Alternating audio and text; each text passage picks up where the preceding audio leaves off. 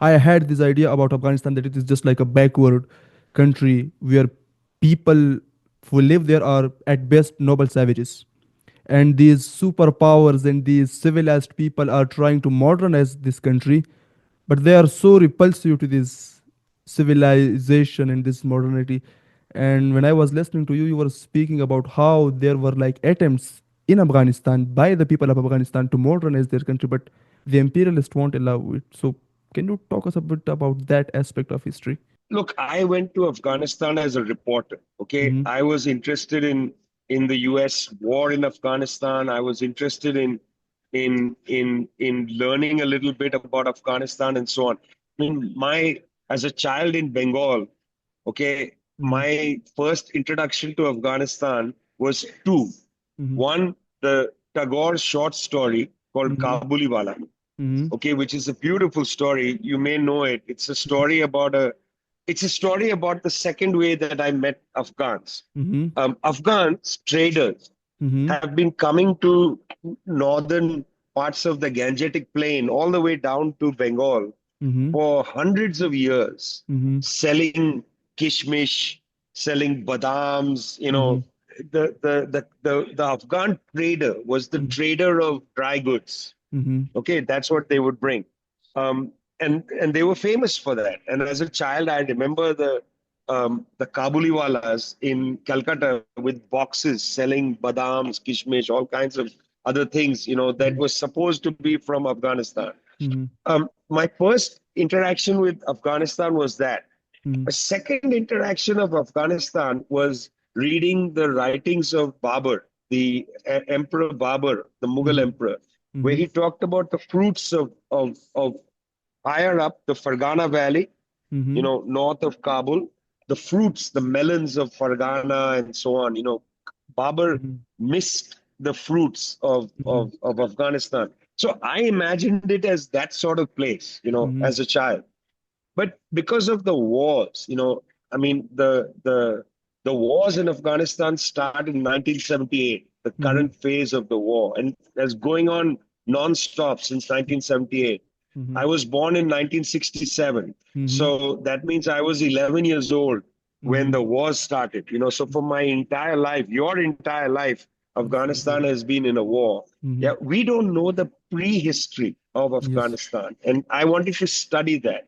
Mm-hmm. And it's interesting because people don't recognize that, in fact, Afghanistan had a very, interesting modern movement since the 1910s. Since the It had, 1910s. yes, 110 years ago, Mm-hmm. uh, there was a modern movement. What was Mm-hmm. the modern movement? Well, number one, the Afghan sections of the Afghan royal families Mm-hmm. um, after Amanullah Khan were inspired by developments taking place in Turkey. Mm-hmm. See, we don't have a full understanding in the world of the relationship between Turkey or the Ottoman Empire and all of Central Asia. Yes. Because you'll Mm-hmm. have to know that Uzbeks, Mm-hmm. Tajiks, Turkmens, and so on, they speak a language that has a linkage to Turkey. Yes. And there's a long history of linkage.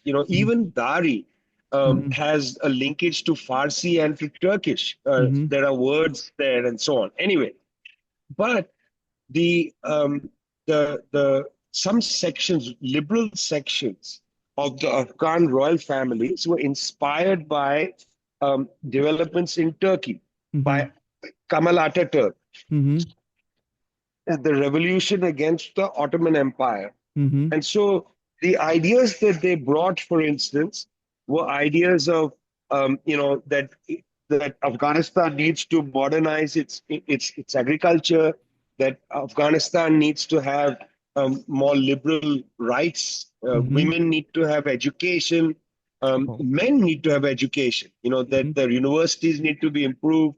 Mm-hmm. Some of this also had to do with the relationship with the Soviet Union, Mm-hmm. because the Soviet Union, bordered Afghanistan. The Indian communists were in Kabul. Mm-hmm. I mean, I don't know if you know the story of the formation of the Indian Communist Party. the Indian Communist Party was largely formed by men who had gone from South Asia to try to go to Turkey Mm-hmm. to fight to restore the Khilafat. Okay. As part of the Khilafat movement, Shaukat Usmani and others went to Kabul thinking they would go to Turkey, Mm-hmm. but they couldn't get to Turkey, so they went to the Soviet Union, Mm-hmm. and they learned and studied and became communists, and they were all Muslim men, because they'd all gone to join the movement to restore the Caliph Wow. in Turkey, Mm-hmm. and they formed the Indian Communist Party in 1920 in Mm-hmm. Tashkent. Mm-hmm. That's the founding of the party is in Tashkent, not Mm-hmm. in South Asia. It's Mm-hmm. in Tashkent in 1920. Mm-hmm. And several of them spent time in Kabul, and they play a influential role in the history of Afghanistan. Anyway, Mm-hmm. this history continues, this fight for education for everybody, literacy. These are all very important parts of Afghanistan's history. Mm-hmm. And there are, of course, sections of the royal family, sections of the mullahs and others who don't want literacy for everybody. Mm-hmm. Because if your peasantry, yeah, your kisans and all of them start reading and writing, Mm-hmm. they're going to demand things. Yeah, they Yes. don't want to live as your serfs and chattel Mm-hmm. and whatever. Yes. So there was a fight in Afghanistan, and that fight continues till the communists come to power in 1978. Mm-hmm. The communist movement was very strong in the cities of Afghanistan, Mm-hmm. inspired again by this long history. Mm-hmm. And the communists start off in Afghanistan by sending sincere, decent young people into the countryside to Mm-hmm. do a literacy campaign in Mm-hmm. 1978 after the Saur revolution of August 1978. I met many of these people. Mm-hmm. Now, this was a great threat not only to the situation in Pakistan, but it was also a threat to the United States and so on. And so the Pakistani government of Ziaul Haq collaborated with the Saudis, with the Americans, and they financed some of the worst people in Afghanistan to start killing these young people who were teaching literacy in rural parts of Afghanistan. The initial war in Afghanistan does not start with the Soviet invasion. Mm-hmm. The initial war starts with the murder of literacy workers, okay, workers in rural parts in Jalalabad and so on, Mm-hmm. who were teaching the peasants and women how Mm-hmm. to read and write.